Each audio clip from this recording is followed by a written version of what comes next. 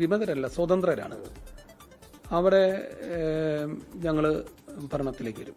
ചങ്ങനാശ്ശേരിയിലും ഈ 2 സ്ഥലത്താണ് ചെറിയ ഒരു ഇതുള്ളത്. ബാക്കി 4 ഞങ്ങൾ നിർണായക ഭൂരിപക്ഷമാണ്. ഞങ്ങൾ 6 നഗരസഭയും ഞങ്ങൾ ഭരിക്കും. ഞങ്ങൾ പാലാ ഭരിക്കും. അവിടെ ജോസ് കെ മാണി, കേരള കോൺഗ്രസ് മാണി ഗ്രൂപ്പ് ഒരു കാരണവുമില്ലാതെ ഞങ്ങളുടെ മുന്നണി വിട്ടുപോയതാണ്. ഞങ്ങളെ ദ്രോഹിക്കാവുന്ന പരമാവധി ദ്രോഹിച്ചു. അത് ഞങ്ങൾ തിരിച്ചു കൊടുക്കുക തന്നെ ചെയ്യും. സ്വതന്ത്രര് UDF-നോടൊപ്പം നിൽക്കും. തീർച്ചയായിട്ടും അങ്ങനെ ഒരു അവകാശവാദം തന്നെയാണ് നാട്ടകം സുരേഷ് മുന്നോട്ട് വെക്കുന്നത്. സ്വതന്ത്രർ എന്ന് പറയുമ്പോൾ നമുക്ക് കഴിഞ്ഞ ദിവസങ്ങളിലൊക്കെ ചർച്ച ചെയ്ത പുളിക്കക്കണ്ടം ഫാമിലിയിലെ 3 വിജയിച്ച സ്ഥാനാർത്ഥികൾ, അതുപോലെ തന്നെ UDF വിമതയായിട്ട് വിജയിച്ച മായ രാഹുൽ, ഈ മൊത്തം 4 പേരാണ് ഇവിടുത്തെ ഈ പാലാ നഗരസഭ ആര് ഭരിക്കണമെന്നുള്ള കാര്യത്തിൽ ഒരു നിർണായക തീരുമാനമെടുക്കാൻ പോകുന്നത്.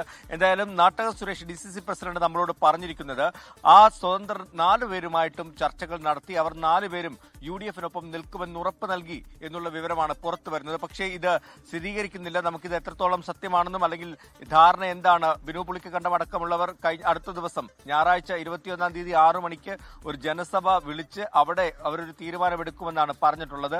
അപ്പോൾ നമുക്ക് ഇതിനകത്ത് മനസ്സിലാക്കേണ്ടത് UDF അവരുടെ ഡിമാൻഡ്, അവരുടെ നൽകാനുള്ള അല്ലെങ്കിൽ വിട്ടുവീഴ്ചകൾ എന്തൊക്കെയാണെന്ന് കൃത്യമായി ഈ സ്വതന്ത്ര സ്ഥാനാർത്ഥികളെ അറിയിച്ചിട്ടുണ്ട് എന്ന് തന്നെയാണ് നമുക്ക് മനസ്സിലാക്കാൻ കഴിയുന്നത്. DCC പ്രസിഡന്റ് വലിയ കോൺഫിഡൻസിലാണ്. ഇനി ഒരിക്കലും മാണി ഗ്രൂപ്പിന് അധികാരത്തിലെത്താതിരിക്കാൻ വേണ്ടിയുള്ള എല്ലാ നടപടികളും ചെയ്തു കഴിഞ്ഞു. അവിടെ കേരള കോൺഗ്രസ് മാണി വിഭാഗത്തിന് അധികാരം ലഭിക്കത്തില്ല. അവിടെ UDF തന്നെ പാലാ നഗരസഭ ഭരിക്കുമെന്നുള്ള ആത്മവിശ്വാസത്തിലാണ്. അതിന്റെ എല്ലാ ചർച്ചകളും പൂർത്തിയായി കഴിഞ്ഞു. അതായത് ചർച്ചകൾ നടക്കുന്നു എന്ന് പോലുമല്ല, ചർച്ചകൾ പൂർത്തിയായി കഴിഞ്ഞു എന്നാണ് നാട്ടകം സുരേഷ് പറഞ്ഞു വെക്കുന്നത്. എന്തായാലും ഇനി ജോസ് കെ മാണി വിഭാഗം എന്താണ്, അല്ലെങ്കിൽ LDF എന്ത് നീക്കം നടത്തുമെന്നുള്ളതാണ് അറിയേണ്ടത്. പ്രത്യേകിച്ചും UDF-നൊപ്പം പുളിക്കക്കണ്ടത്തെ ഈ 3 സ്ഥാനാർത്ഥികൾ നിൽക്കുകയാണെങ്കിൽ മായ രാഹുൽ എന്ന് പറയുന്ന വിമത സ്ഥാനാർത്ഥി LDF-നൊപ്പം പോയി കഴിഞ്ഞാൽ 13-13 എന്ന നിലയിലേക്ക് കക്ഷിനില വരും. അപ്പോൾ 26 സീറ്റാണ് നിലവിൽ നഗരസഭയിലുള്ളത്. അങ്ങനെ വന്നാൽ ഒരു നറുക്കെടുപ്പിലേക്ക് കാര്യങ്ങൾ പോകുന്ന ഒരു സാഹചര്യം പോലും ഉണ്ടാകും. UDF-നൊപ്പം ഈ പുളിക്കക്കണ്ടത്തിനെ മാത്രം നിർത്തിയാൽ പോരാ, ഒപ്പം തന്നെ ഈ വിമതയായിട്ട് വിജയിച്ച മായ രാഹുലിനെ കൂടി നിർത്തേണ്ട ഒരു ആവശ്യം അവർക്കുണ്ട്.